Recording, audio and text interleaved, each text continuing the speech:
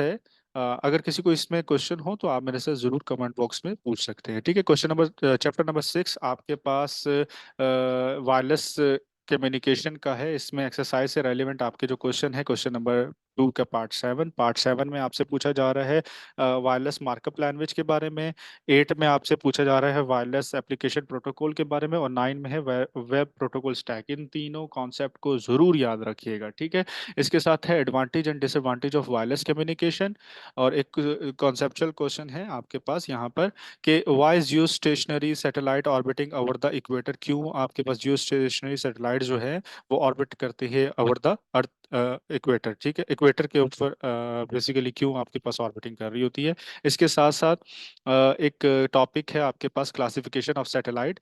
इससे रेलिवेंट आपने याद रखना है डिस्टेंस फ्रॉम द अर्थ, उसका पर्पस क्या होता है, और सैटेलाइट कौन कौन सी यूज हो रही होती है उनकी एग्जांपल्स आपने बतानी है। ठीक है, limitation of mobile communication system क्या है, और यहाँ दो डिफरेंसेस से रेलिवेंट है, ब्लूटूथ और वाईफाई और वाई मैक्स के दरमियान डिफरेंस, ये आपने याद रखने हैं। ठीक है, इसी तरह chapter number 7 most important chapter है आपका डेटाबेस से relevant.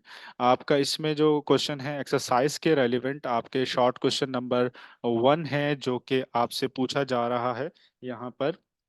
Differentiate between data and information with example आपने बताना है। 8 है differentiate between cardinality and modality.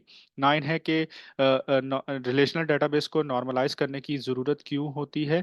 और 10th है आपके पास स्कीमा क्या होता है, स्कीमा किसे कहते हैं। ठीक है, इसी तरह कुछ आपके पास कॉन्सेप्चुअल क्वेश्चन है टॉपिक वाइज, वो मैंने थोड़े से यहाँ पे ब्रीफ किए हुए हैं।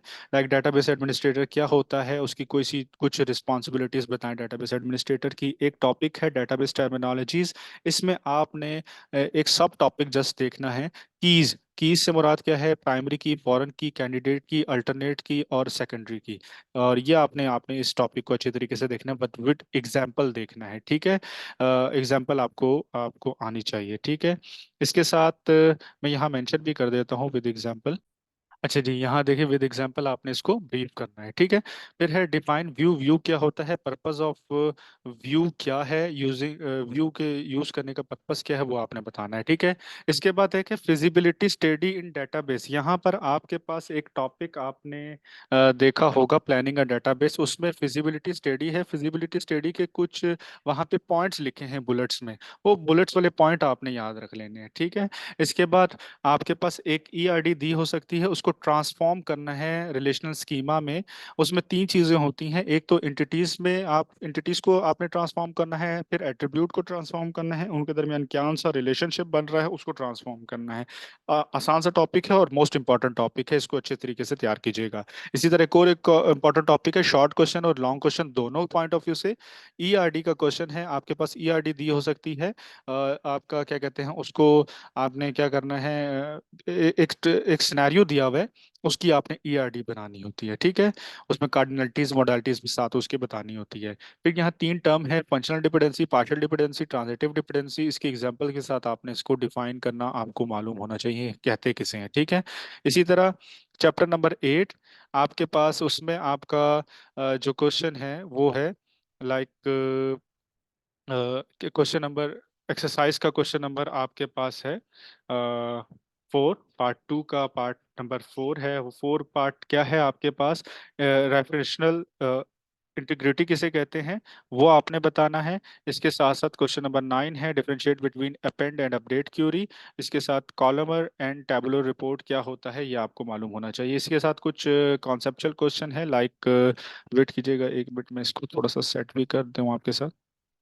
ओके जी, इसमें आपके पास दूसरा क्वेश्चन है differentiate between forms and report के दरमियान डिफरेंशिएट बताना है, तीन एडवांटेज बताने फॉर्म्स के डेटाबेस के अंदर, और तीन बेनिफिट बताने हैं रिपोर्ट के इन डेटाबेस। ठीक है, इसी तरह आप यहाँ पर क्यूरी के यूजेस भी पूछे जा सकते हैं, क्यूरीज के क्या यूजेस होते हैं वो आप यहाँ स्पेसिफाई कर सकते हैं। ठीक है, इसके साथ साथ आपने यहाँ पर चैप्टर नंबर 1 में long question point of view से आपने याद रखना है क्या कहते हैं कंप्यूटर सॉफ्टवेयर किसे कहते हैं, और इसके साथ साथ सिस्टम सॉफ्टवेयर और एप्लीकेशन सॉफ्टवेयर एग्जांपल्स के साथ आपने बतानी है। इसके साथ साथ आपके पास प्रिंटर और उसकी टाइप्स याद रखनी है, मॉनिटर उसकी टाइप्स याद रखनी है, और प्लॉटर और उसकी टाइप्स याद रखनी है। ठीक है, चैप्टर 2 में मेन मेमोरी क्या होता है और एक्सप्लेन करनी है मेन मेमोरी इन डिटेल, यानी इसकी टाइप्स जो हैं उसको डिटेल में डिस्क्राइब करना है। लाइक उसकी टाइप्स क्या होती हैं मेन मेमोरी की, internal processor memory, internal processor memory के अंदर सब टाइप्स हैं, कैशे, रजिस्टर्स वगैरह, ये आपने स्पेसिफाई करनी है। रैम है इसकी एक और टाइप मेन मेमोरी की, उसमें एस रैम डी रैम उन दोनों को भी स्पेसिफाई करना है। तो आपने डिटेल में इसको याद रखना है।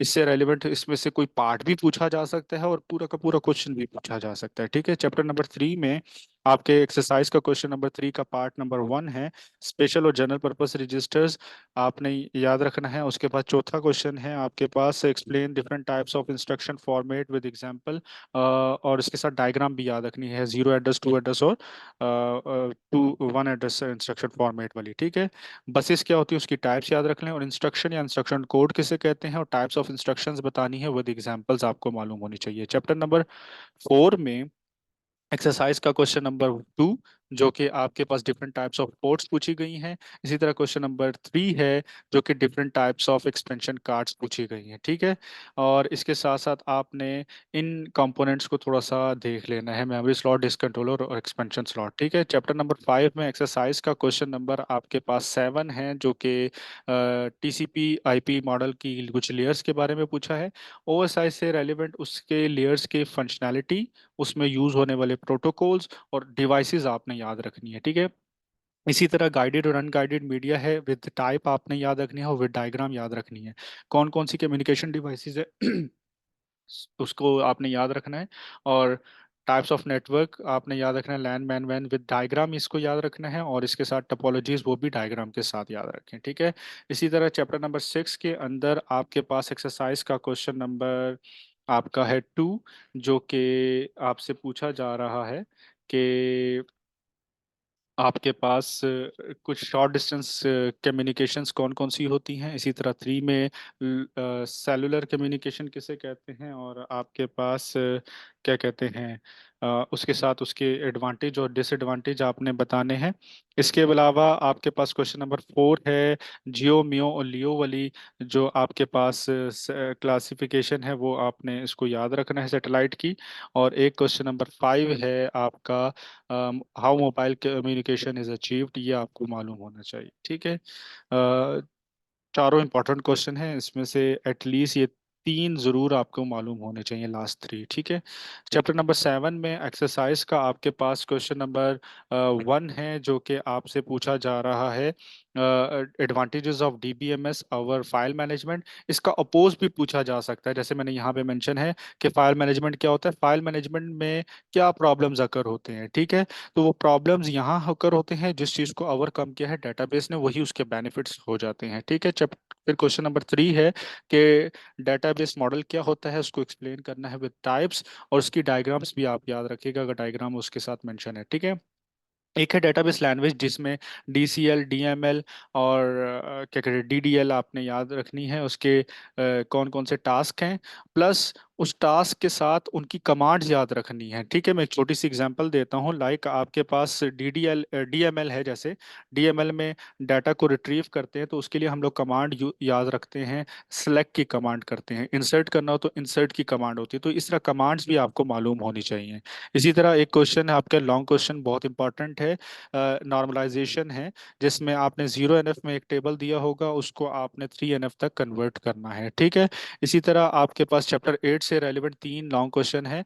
लाइक आपका फॉर्म किसे कहते हैं, फॉर्म की टाइप्स, क्यूरीज किसे कहते हैं, क्यूरीज की टाइप्स, और रिपोर्ट किसे कहते हैं, रिपोर्ट की टाइप्स। तो ये था हमारा गेस्ट पेपर। अगर इसमें किसी को कोई क्वेश्चन हो तो ज़रूर मेरे से क्यूरीज कर सकते हैं, और मैं इंशाल्लाह आपकी क्यूरीज को एंटरटेन ज़रूर करूँगा।